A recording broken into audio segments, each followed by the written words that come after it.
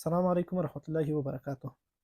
محترمو مسلمانانو وروڼو، دا چې کفار د اسلام ابادي دښمنان دي، په هیڅ وخت کې اسلام او مسلمانان په کراره نه پرېږدي. په هر وخت کې دوی یو دسیسه جوړوي د اسلام د بدنامولو لپاره، د اسلام د له منځه وړلو لپاره. خو لله الحمد په هره دسیسه کې دوی ناکام شوي دي او تل به دوی د اسلام په مقابل کې ناکام وي. خو لیکن د خپلې مسلمانانو د هغه مخلصو مسلمانانو په خاطر باندې یو څو خبرې باید موږ او تاسو سره واورو، سره شریکې کړو چې خدای مه کړه چې هسې نه چې د کفارو د دغه شوم هدف او د دغه شوم پلان کې موږ تاسو رګیر شو او موږ او تاسو په هغې کې خپل ایمانونه خراب کړو او موږ په داسې یو غیر مستقیم ډول د کفارو ملاتړ وکړو چې ځان ته به خبر هم نه یو. کفار همیشه په دین د اسلام باندې هغه بې ځایه نیوکې کوي، اعتراضونه کوي، د بدنامولو کوشش یې کوي. په هره طریقه چې د دوی وسه کېږي دوی بدناموي. خو لیکن مسلمانان تل په خپل اسلام باندې کلک او ثابت پاتې شوي دي، د خپل اسلام نه دي اوښتي. نو کفارو اوس یو داسې طریقه غوره کړې ده چې دا چې اسلام نه مسلمانان نه تېرېږي، نو په اسلام کې شبهات ورغورځوي.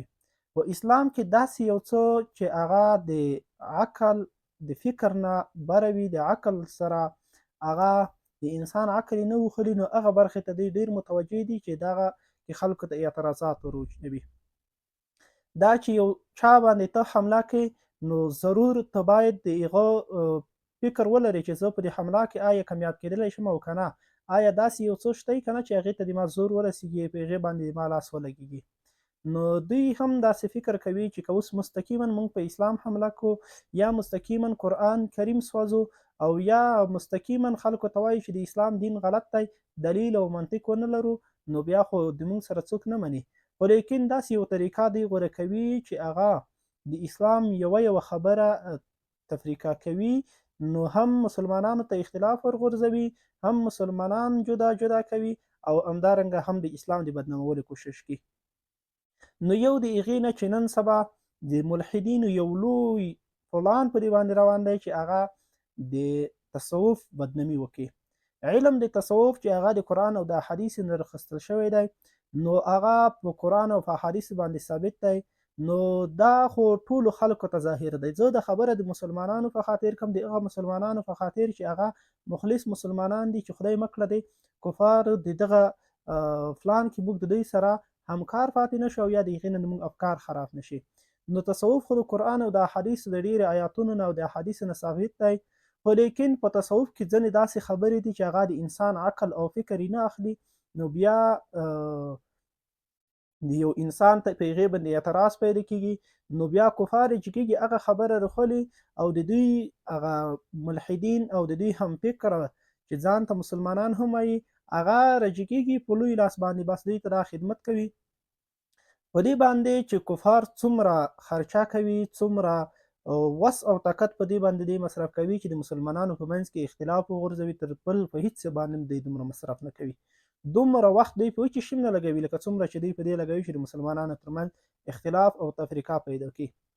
ایلومیناتي چې د موساد یوه استخباراتي اداره ده چې هغه ډېر د اسلام سرسخته معاندین دي، هغه وایي موږ ته مسلمانانو کې ځینې خلک د مسلمانانو خلک موږ ته کار کوي، خو ځینې په مستقیم شکل او ځینې په غیر مستقیم شکل.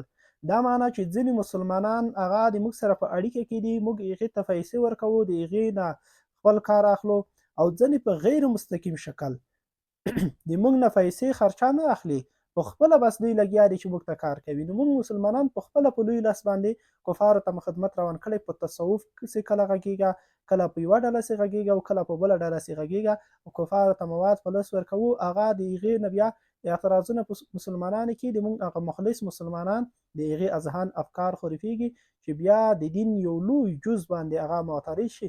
خدای مه کړه چې هغه په موږ د لاسه د موږ خپل مسلمانان د موږ نه کفر ته وځي او هغه موږ ځانو ته خبر هم نه وو. نو ولې په داسې یو مسئله کې ښکېل شو؟ د حضراتو کورنۍ چې نن ورپسې ډېرې خلک د مولا او د عالم په نوم باندې سره اخیستې ده، هغه کورنۍ چې د ټول افغانستان خلکو ته معلومه ده چې د انګریز خلاف، د روس خلاف، د امریکا خلاف په کلکه جهاد د روحانیونو د طرفه شوی دی.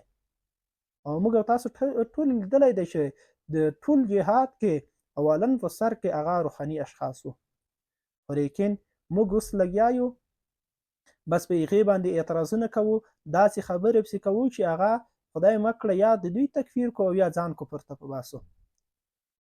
حضراتو هغه کورنۍ د سیدانو هغه کورنۍ دي چې هر وخت د کفر په خلاف اول دوی درېدلي دي.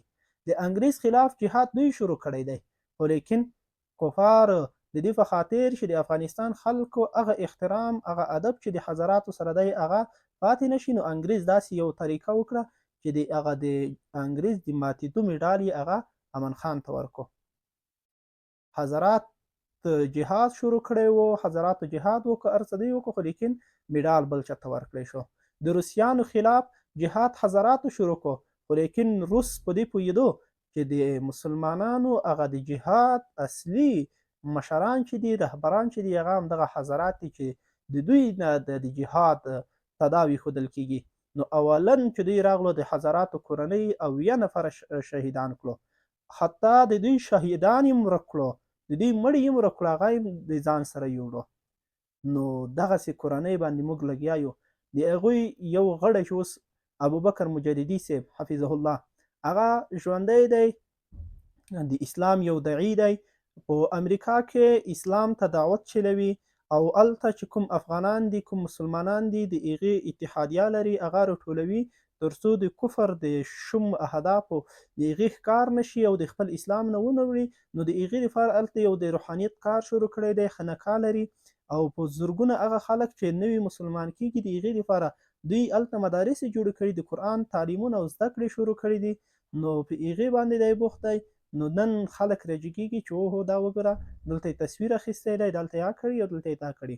او سره د دې چې هغه خو یو کفري ملک دی، هلته د بیان ازادي ده، هلته ښځه خبریاله رسېږي تا نه پوښتنه کړي، تا نه عکس اخلي، نو هغه خو ته منع کولی نه شې.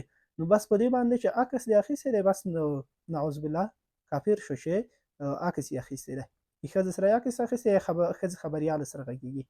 نو دا خو باندې خو کفر ته نه رسېږي. نو موږ بس مسلمانان لګیا یو بس د هغه د دوی د شخصیت سپکاوی کوو، حتی چې ډېر خو یې دې ته رسېږي چې څوک فاسق ورته وایي، څوک فاجر ورته وایي او څوک یې تکفیر کړي، کفر ته یې وبوسي.